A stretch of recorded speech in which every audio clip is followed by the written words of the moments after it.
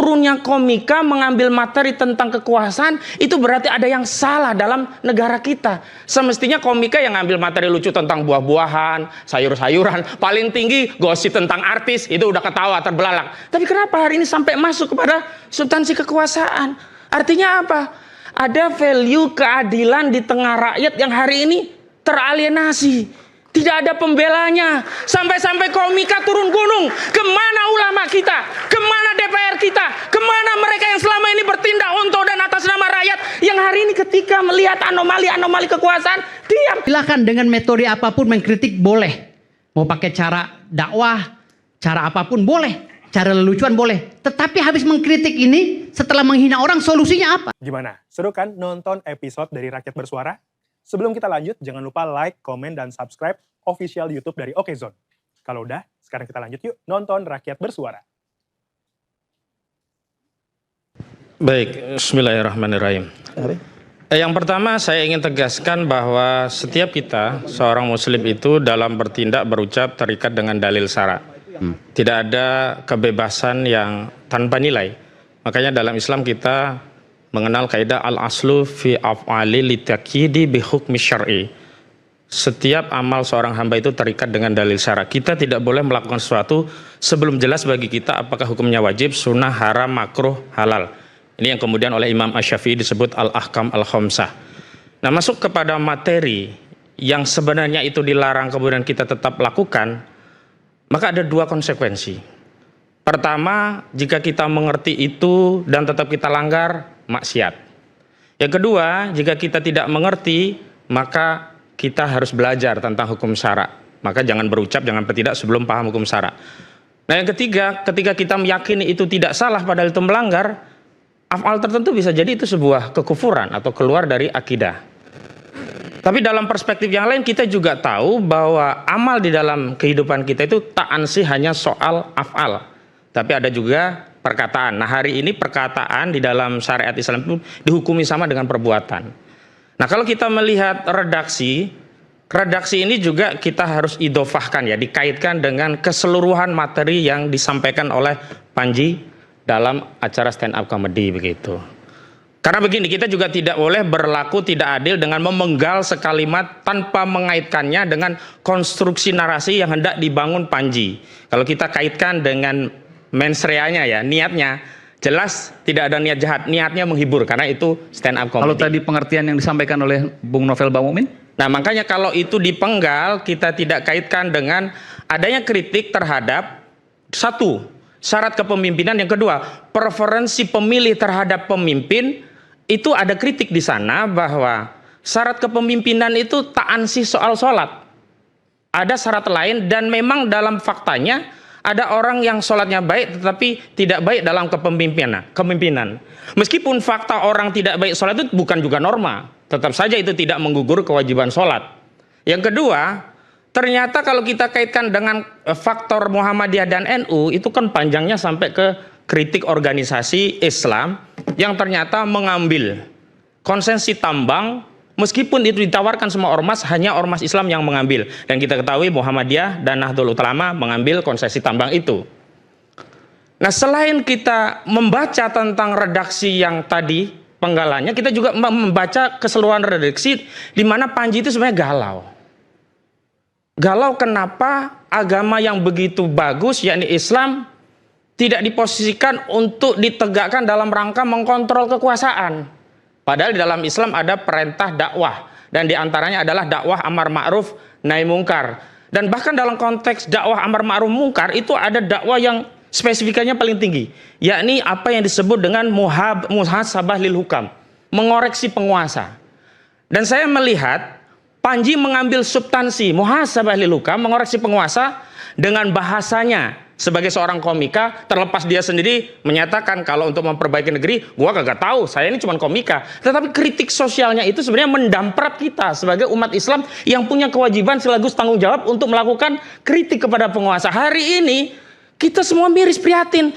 Turunnya komika mengambil materi tentang kekuasaan, itu berarti ada yang salah dalam negara kita. Semestinya komika yang ngambil materi lucu tentang buah-buahan, sayur-sayuran, paling tinggi gosip tentang artis, itu udah ketawa terbelalak. Tapi kenapa hari ini sampai masuk kepada substansi kekuasaan? Artinya apa? Ada value keadilan di tengah rakyat yang hari ini teralienasi. Tidak ada pembelanya. Sampai-sampai komika turun gunung. Kemana ulama kita? Kemana DPR kita? Kemana mereka yang selama ini bertindak untuk dan atas nama rakyat? Yang hari ini ketika melihat anomali-anomali kekuasaan, diam. Dan memang resiko mengontrol, mengoreksi pengawas itu besar. Bisa penjara. Berbeda dengan resiko hanya melaporkan komika. Tidak ada resiko penjara. Bahkan ditegaskan, Abdul jihad kalimatul haq indah sultani jair. Seutama-utamanya jihad itu adalah kalimat hak yang disampaikan di hadapan penguasa yang zalim. Dan secara substansi, saya salut pada Panji, dia telah menyampaikan kalimat hak di hadapan penguasa yang zalim. Dan sebenarnya repetisi yang dia sampaikan terkait substansi itu adalah fakta yang tidak bisa dibantah. Misalnya dia katakan presiden kita penculik, polisi kita pembunuh, tentara kita berpolitik, wakil presiden kita Gibran. Apakah ada salah dalam redaksi itu? Tidak. Bahwa ada yang tertampar dengan narasi itu benar. Berarti benar kritiknya, ada yang perlu diperbaiki. Dan saya sampaikan satu hal lagi. Iya. Ketika ada elemen warga negara yang mengkritik kekuasaan dengan gayanya masing-masing, berarti elemen anak bangsa ini peduli dan mencintai negeri ini. Saya salut dulu Pranji, dia tidak mengambil pilihan misalnya, gua kabur dulu aja deh ke luar negeri, peduli setan Indonesia seperti apa. Tapi tetap saya ingatkan kepada Panji, juga komika-komika yang lainnya, agama apapun, ibadah apapun, termasuk sholat, termasuk pergi ke gereja, ibadah gereja, bukan materi candaan. Ini yang membuat apresiasi kepada Panji yang sebenarnya harusnya luar biasa, itu terkoreksi. Tapi pada saat yang sama, kita juga tidak boleh mendelegitimasi berbagai hal-hal yang itu ma'ruf dalam konteks Islam hanya dengan satu titik bahasa kalimat yang sebenarnya di balik ini ada bahaya yang besar. Apa bahayanya? Tidak ada insentif bagi setiap rakyat untuk melakukan kritik pada penguasa. Karena apa? Nanti kalau kita kritik bisa dipenjara. Panji saja yang pakai bahasa komunika dipenjara. Lalu kemana rakyat ini diwakili? Anggota DPR saya semuanya pada diam. Gak ada teori trias politika. Kalau kita kembali ke trias politika, saya luruskan. DPR itu kan mengontrol kekuasaan eksekutif. Udah terlalu panjang. Ya kan, yudikatif itu kan mengadili pelanggar eksekutif. Tapi hari ini udah kepanjangan kayak kereta, dan juga yudikatif termasuk. Udah gantian, woi, gantian. Oke. Menjadi satu. Oke, nanti saya gantian. Anda mau ngomong apa, Bung Firdaus? Silakan.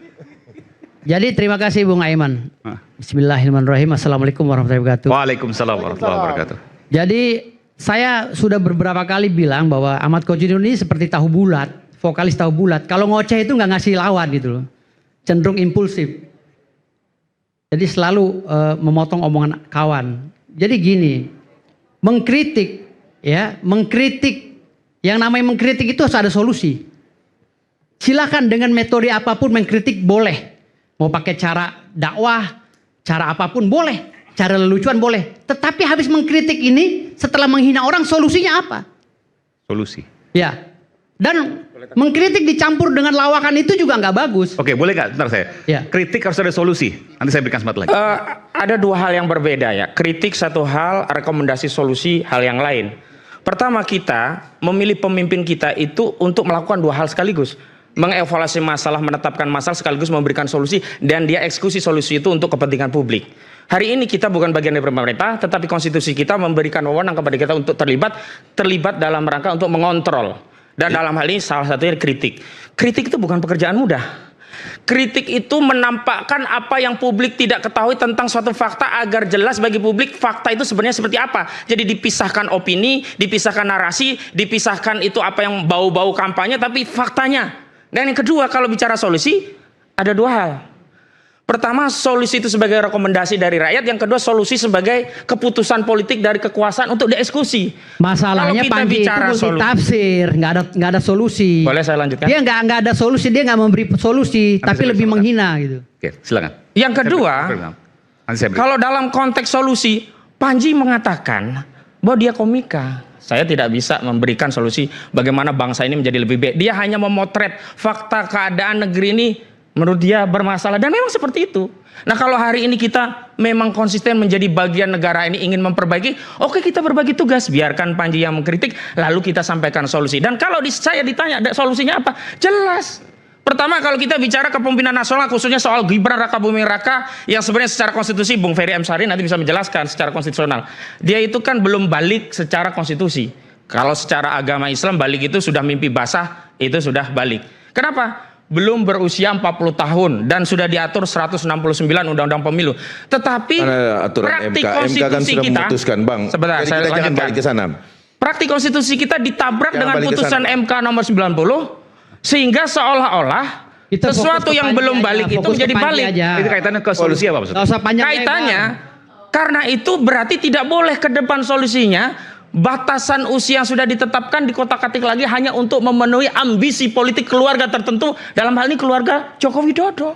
Itu adalah solusi. Ini yang Dan saya kita anggap- tahu sebentar, itu sebentar. Gini, ini berarti yang saya- rekomendasinya Bang Kus di ini DPR. Karena banyak apa?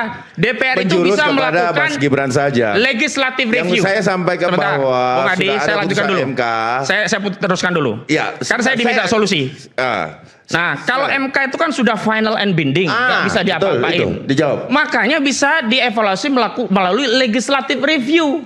Ya ini ada di DPR. Maka DPR ini mendapat pesan publik harus memastikan bahwa syarat yang limitatif tidak diotak-atik. Kenapa? Uang putusan MK yang lain kemudian dibikin undang-undang lagi oleh DPR aja bisa. Kenapa untuk urusan ini nggak bisa? Balik lagi kehendak politik dari DPR seperti apa? Problemnya hari ini kita rakyat tidak terwakili oleh DPR, malah kita lebih terwakili oleh Panji. Demikian. Bang Aiman, terima kasih. Yang pertama, saya menilai Ahmad Khojidur ini terlalu naif dan munafik, ya. Padahal dia mengaku-ngaku sebagai penceramah dan ustadz. Akan tetapi ketika ada umat manusia yang memperjuangkan agamanya, dia tidak mendukung itu.